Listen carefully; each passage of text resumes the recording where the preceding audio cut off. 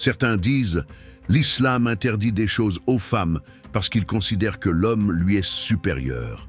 Très bien. Alors expliquons ensemble. En islam, l'homme n'a pas le droit de porter de la soie. La femme, si.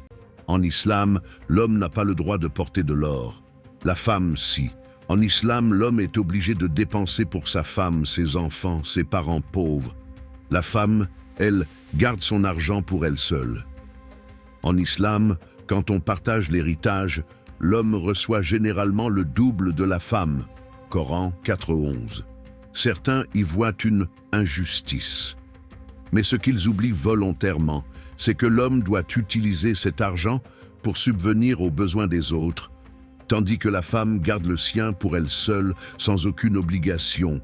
Si on appliquait votre logique, alors la femme serait supérieure à l'homme, puisque certaines choses lui sont permises et à lui interdites. Mais ce serait tout aussi absurde. Parce qu'en islam, ce n'est pas une question de supériorité ou d'infériorité. C'est une question d'équilibre, de justice et de respect des responsabilités de chacun. Voilà la vérité que vos caricatures veulent cacher. Poème. Les filles de l'islam avaient déjà les filles de l'islam avaient déjà le droit d'hériter quand vos mères n'étaient que meubles et dot. Les filles de l'islam avaient déjà le droit de posséder quand vos lois leur refusaient même un compte en banque. Les filles de l'islam avaient déjà le droit de refuser un mari quand vos filles étaient vendues sans un mot. Les filles de l'islam avaient déjà le droit de témoigner quand vos tribunaux les jugeaient incapables.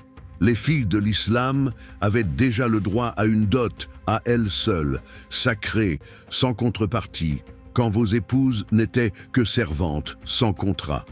Les filles de l'islam avaient déjà le droit de divorcer quand vos églises les condamnaient à la chaîne. Les filles de l'islam avaient déjà le droit à la pudeur, quand vos rues les déshabillaient pour les vendre. Les filles de l'islam avaient déjà la dignité d'être filles, mères, épouses, quand vos filles étaient nées pour se taire et servir.